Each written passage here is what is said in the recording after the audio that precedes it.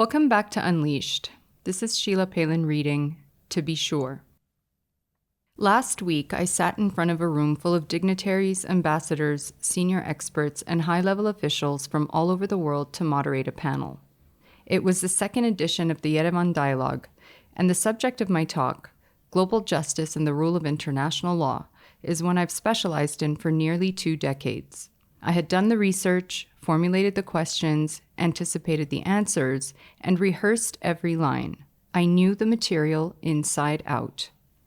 I've moderated panels like this more times than I can count.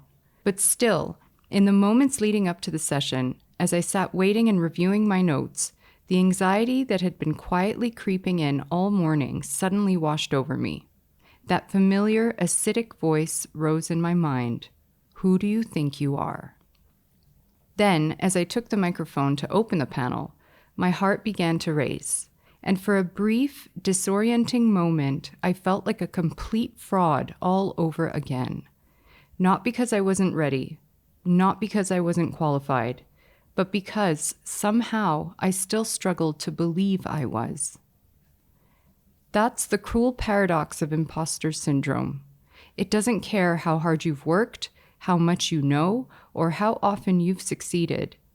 It's the dormant demon that always seems to wake up at the worst possible moment just to cast doubt on your competence, even when the evidence solidly proves otherwise.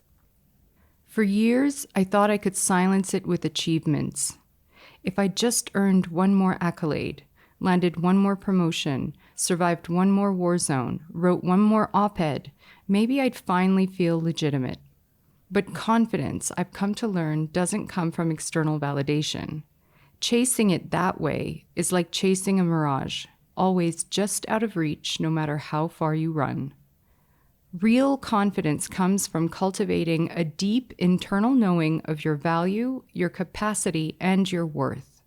It's the unwavering belief that even if you don't know everything, which of course you don't, you have the tools to learn, adapt, and rise to the occasion. It's a skill, one that must be practiced deliberately, patiently, and persistently. The same applies in relationships. Just as I struggled to feel legitimate in my professional life, I spent too many years thinking I had to earn love. If I were just a little more accomplished, a little more beautiful, a little less intense, maybe then I'd finally be accepted, welcomed, desired even. Maybe then I'd finally feel like I belonged. That inner script, the same one that told me I wasn't enough in class or in the office or on stage, was running in the background of my personal life. But again, real confidence isn't about proving anything. What it really comes down to is showing up fully, vulnerably, and unapologetically as yourself over and over again. It's knowing that you always have your own back, no matter how you come across or how you are received. And it's trusting that that is enough. Okay, wouldn't it be nice if I just stopped here? It's a clean place to land, resolved and empowering. But it's not the whole story. Because when you add the Armenian layer, things get a little complicated. Being Armenian has had a distinct and often dissonant undertone to how I understand myself, how I hold confidence, how I question it, and how I express it. Since moving to Armenia and immersing myself fully in the culture and collective ethos, I've come to see up close the deep and tangled narrative that runs through the Armenian psyche, one I've encountered again and again in conversations and in the assumptions that shape how we see ourselves and our place in the world. It's a mixture of pride, pain, and perpetual insecurity. A sense that we are the inheritors of an ancient, noble legacy, and yet forever victims of geopolitical betrayal. That we are uniquely brilliant, but also uniquely misunderstood. That we are exceptional, and therefore exempt. This belief in Armenian exceptionalism can be so seductive. It flatters our identity, soothes our wounds, and rallies us in times of crisis. But it can also limit us. Because if we see ourselves as inherently exceptional, we stop striving to actually become it. If we believe the world owes us recognition simply for existing, we lose the drive to truly live up to our full potential. Real excellence, whether personal or national, requires discomfort.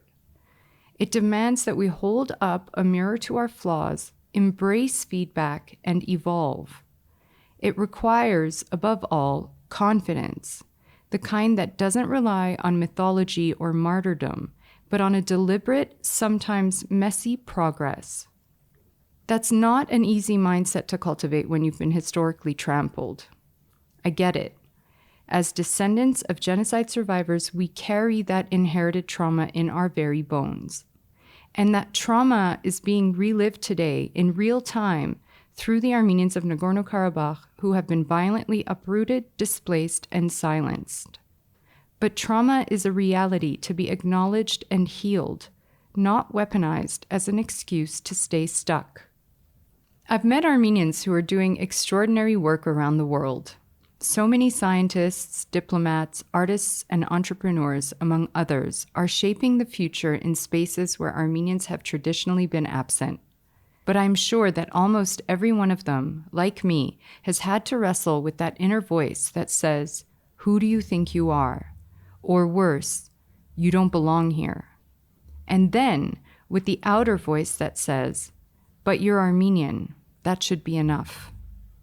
No, it shouldn't be enough. And it's not enough. Not anymore. To be sure of ourselves, individually and collectively, we need to let go of the safety blanket of self-congratulation and step into the arena with humility and hunger. We need to reward merit, not proximity. Imagine if more Armenians approached the world with the poise of the prepared rather than the bitterness of the ignored. Imagine if we didn't bristle at criticism, but invited it as a catalyst for betterment.